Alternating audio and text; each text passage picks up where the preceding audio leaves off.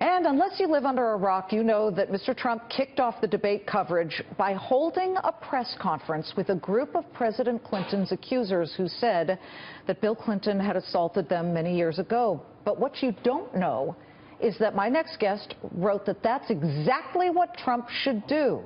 He wrote it 24 hours before it even happened. Rob Long is co-founder of conservative site Ricochet.com and the former executive producer of Cheers. He advised Trump on Saturday, a day before it happened, quote, find somebody smart and competent to sit with these accusers, craft a 3 to 5 minute mini speech about what happened to them, what Bill did, what Hillary did, 3 to 5 minutes tops.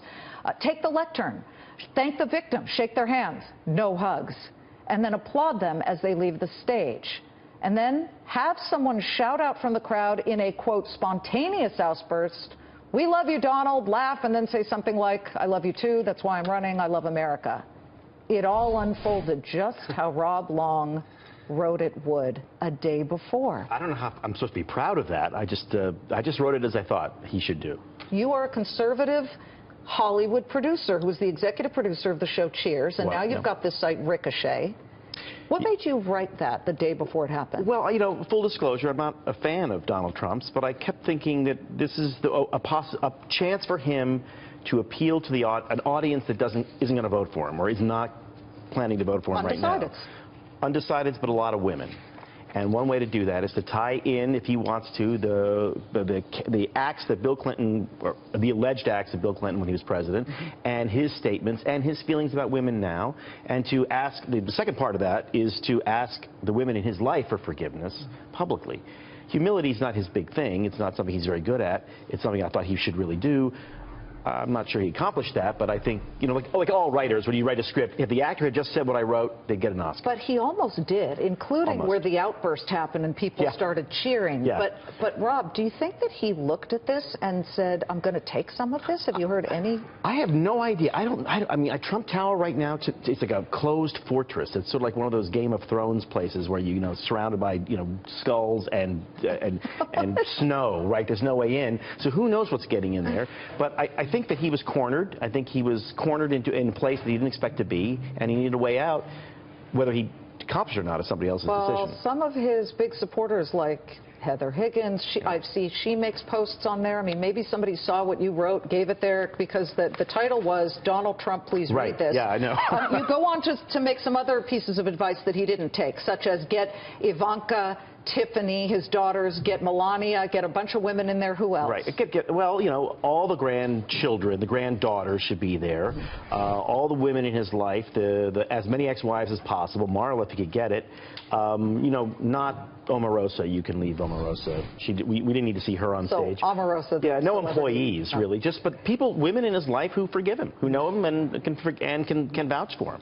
I mean, he's got a lot of women in his life. I mean, the fact that Ivanka is a supporter is I mean, a lot of guys' ex-wives aren't supporters. But he's still lagging terribly. Oh, it's a disaster. I mean, terribly, yeah. You know, it's a problem because you're not really getting any women of certain groups here. I'm just hearing, oh, yeah, Senator Jeff Sessions is up there speaking at the moment. This is the preamble here. Now we can put up some of the other ones that Rob had suggested at the end. And keep in mind, he is a comedy writer. Can we go back to those?